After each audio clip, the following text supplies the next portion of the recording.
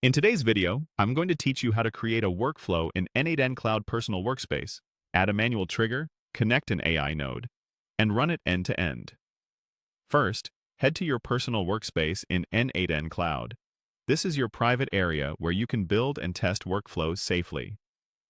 Once you're there, look to the top right and click the orange Create Workflow button. That opens the editor canvas for your new workflow, where you'll build everything visually. On the right-hand panel, you'll see a section called What Triggers This Workflow? Choose Trigger manually. This adds your first node to the canvas automatically. A manual trigger is perfect for testing because it lets you run the workflow on demand without waiting for an external event. Next, it's time to add the next step. Click the +Add First Step button on the canvas, or press the small plus icon. In the node selector, search for and choose OpenAI, or pick any AI node you prefer. This AI node will handle the intelligent part of your workflow, like generating text or analyzing input.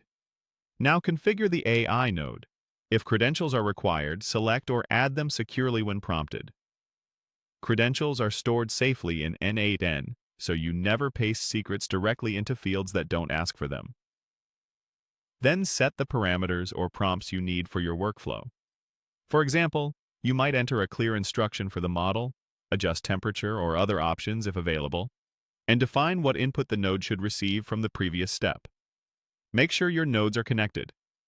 Drag from the output handle of the manual trigger to the input of your AI node so the data flows correctly. When everything looks good, scroll to the bottom and click Execute Workflow. This runs the workflow once using the current configuration. The Logs panel will appear below the canvas to show the execution results.